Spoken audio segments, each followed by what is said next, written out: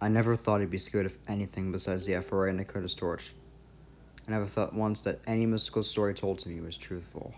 I never really thought I would respect wildlife and that wildlife would respect me.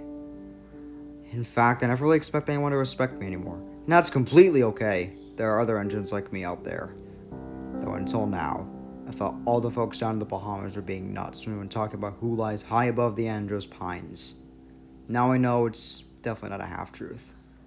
One October night, I was filling in for my sister for a late-night passenger train from Grand Bahama to Miami. She was having issues with her boiler, and meanwhile, I was slightly stuff up with ash. Though apart from that, I was fine. Although I really wasn't looking forward to the night shift. Oh, shucks. Sup, Brian? Night shift. What does it look like? Hey, it's not all that bad. Maybe not for you, but it's kind of hard to fill in for your sister who's having boiler troubles when you're stuffed with ash. Don't worry about it, buddy. You'll be cleaned out as soon as you step foot in Florida. Hey, at least I'm not like Lori, whose prime mover is conked out. Oh boy. You should have seen Blair's reaction when Mr. Boris told him to both pull his own consist and Lori's consist for Yolanda's Limited at once. Major show-off moment for him. But just don't tell Lori that. It's alright. Lips sealed. Say, speaking of Blair, some of the switchers told him that there are some weird birds going across the main line. Birds. Yeah, birds. Apparently they said they look like barn owls. Wildlife strands at the tracks all the time. It's not like they care we're coming anyway. Well, I best be off. Can't wait to get a good night's rest.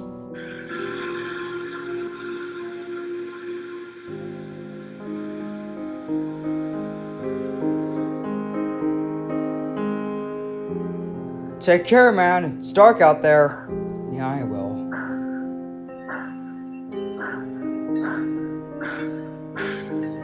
The run had some mixed feelings at start. It was sort of mad at Lily for conking out this late at night on her last run, no less. Not to mention I was all stuffed up virtually the whole day. But at the same time, I couldn't help but worry for her.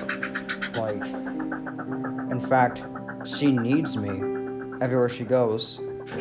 Despite the fact that we're polar opposites of each other, somehow we still stick together. I don't know why she's still stuck to me for so long. Why she still sees any good in me at all. Even when I've shown the whole railroad that I'm nothing but a defeatist at best. I mean, it's not my fault I was almost scrapped. It's not my fault I've seen my colleagues die around me. It's not my fault that I've been kicked around by the larger engines of the Frisco Railroad. Or was it? Overall, I just see life for what it truly is. It's not really a fairy tale. Just gotta be realistic about things. Unfortunately, that makes some people not like you. Those who see the good in all, even when it's not there, like Danny, think that I just get in the way of things. But hey, it might be an assumption. Maybe there are people who do appreciate me. People who do value my presence. People who see me as not just a tax write-off. Those who see me as not part of a matching set of thousands of locomotives in existence. Maybe I'm... Wait, what? Guys, there's something on the line! Stop the train!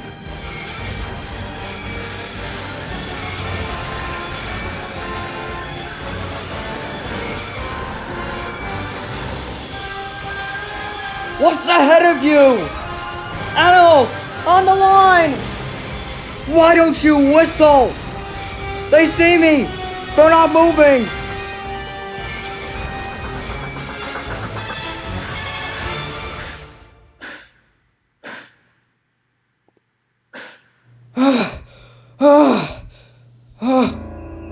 Oh my.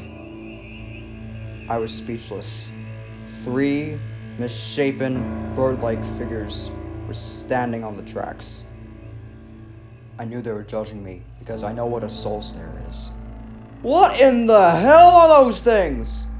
Check out for yourself!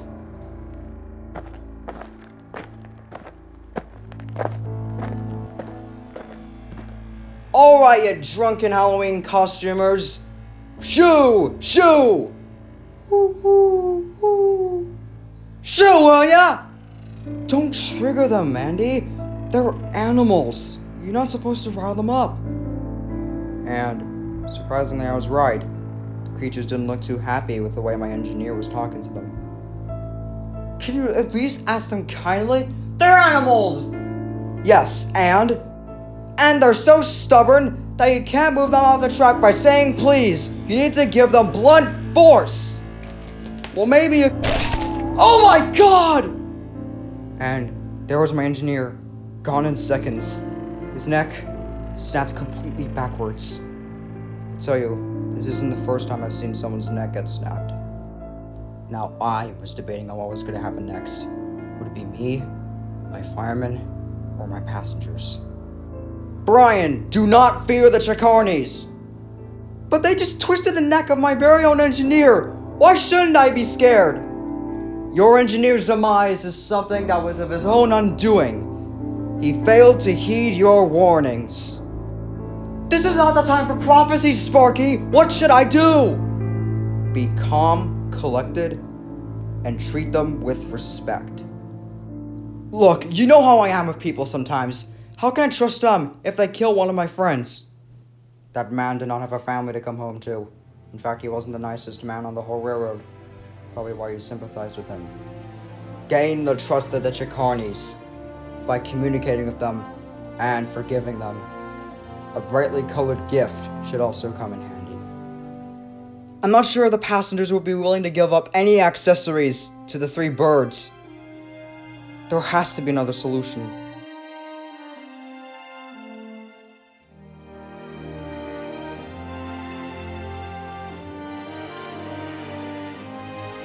Sparky, I'm putting my own steam into it. But, Brian, self-control is physically impossible. If the New Yorkers can do the impossible, then so can I.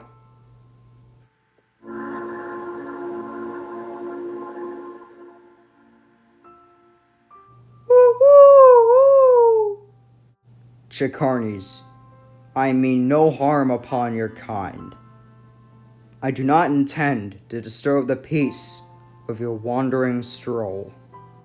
I believe that despite the fear surrounding you and the actions you've taken tonight, you are all a part of God's creatures, just like how I am a creation of God's creatures. I will allow you to wander the tracks, find your old home, return there, and for me to finish my task of bringing more of God's creatures back home, for they need that too. Farewell, Chickarnies. May we meet again.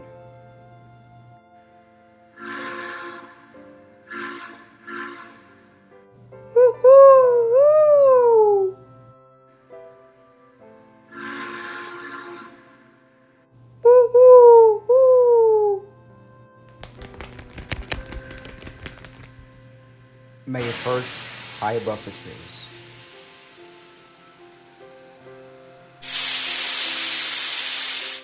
Come on, Brian! You can do this!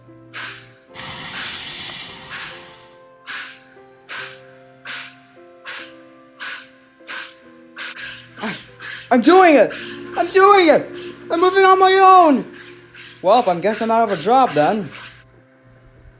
During my first and only time controlling myself, I ended up going as far as 35 miles per hour. I know that's slow compared to speeds like the British engines, but for me, it was an accomplishment, given that no engine since 3124 has done something like this. Now, a lot of the passengers initially were frustrated at the fact I was late, but by the end of it, it didn't matter. As long as I got there, as long as everyone was happy, I was happy.